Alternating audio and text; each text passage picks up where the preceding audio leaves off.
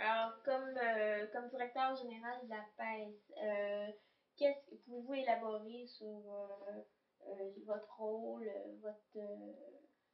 vos tâches quand vous êtes arrivé, comment vous avez structuré? Pouvez-vous nous parler un peu plus de ce que vous avez fait à la pêche? Ce que j'ai considéré en arrivant à la pêche, c'est que les pharmaciens n'étaient pas tous au même niveau au conseil d'administration. Il y en a qui allaient vite, puis il y en a d'autres qui s'en allaient pas tous dans la même direction.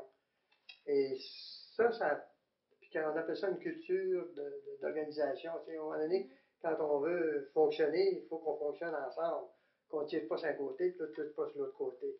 Et puis tu sais, il y a la faculté de pharmacie de Laval, la faculté de pharmacie de Montréal, les pharmaciens de Québec, les pharmaciens de Montréal, les pharmaciens d'autres endroits. C'était, c'était pas mal Il y avait échevelé. des divisions, des Ouais, compétitions. ouais. Et OK. puis il y avait des orientations qui voulaient se donner. Et c'est ça que moi j'ai trouvé difficile, mais avec le temps, ça s'est replacé. Mais ça a été une période difficile. L'autre chose, c'est que j'avais de la difficulté avant à comprendre pourquoi ils ne faisaient pas plus rapport à leur qualité professionnelle que leur qualité syndicale. OK. Ça a été un gros problème. Comment, comment vous avez procédé? Vous avez embauché des gens, vous avez structuré une permanence. Pour vous, c'était important qu'il y ait un personnel permanent pour prendre en charge Ah oui, certaines ben, tâches. c'est ça. Mais il fallait, moi, à un moment donné, quand ça commençait à progresser, que je prenais des responsabilités que les gens du conseil d'administration euh, exécutaient antérieurement. Moi, à un moment donné, je suis devenu un peu débordé là, parce que Mhm. j'étais une personne, mais il y avait des choses qui pouvaient être déléguées à quelqu'un d'autre. Mhm. Et c'est à ce moment-là qu'on a commencé à déléguer, à rentrer d'autres personnes. On a renforcé notre secrétariat, on a recruté Lucie Gervin. Lucie Gervin, on s'est donné des moyens.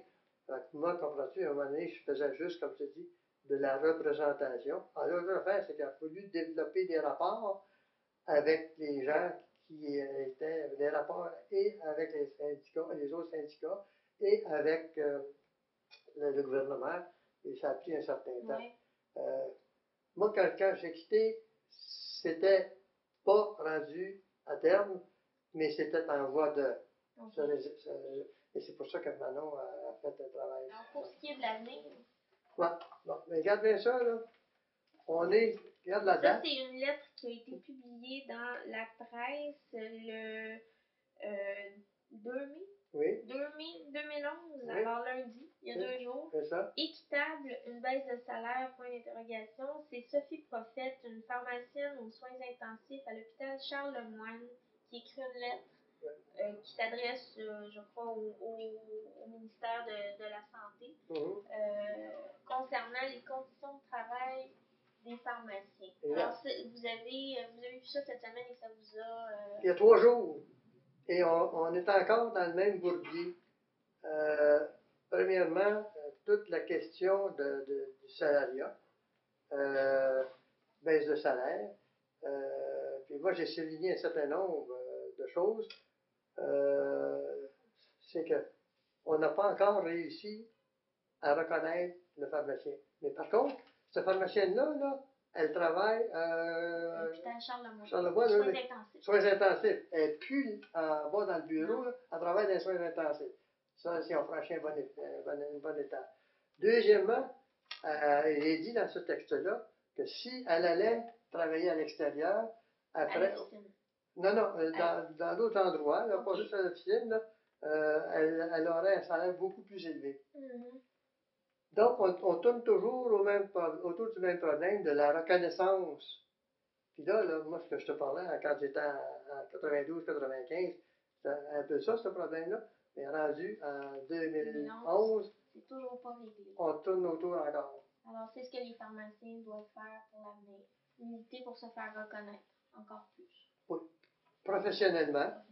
Et puis, maintenant que l'université offre des cours beaucoup plus avancés que ce que nous, on a eu, euh, je pense qu'il y a des possibilités. Je parle à ma petite pharmacienne à la rue de Notre-Dame. Je dis, quand est-ce que vous allez donner des vaccins? Quand est-ce que vous allez faire des analyses d'urine? Qu'est-ce que vous allez faire ça par là? Mhm. Alors, les pharmaciens peuvent faire ces choses-là, ça. Ben oui! Il y a bien des choses qu'ils peuvent faire. Puis là, on commence à en parler. Je sais pas, vous avez vu dans les journaux là, dernièrement. Et je pense que on est rendu en 2011. Et puis, je pense qu'il y a quelque chose qui doit être fait. D'accord. Merci beaucoup, M. Martin. Ça fait plaisir. C'était très agréable comme entretien. Bon, ben, bravo.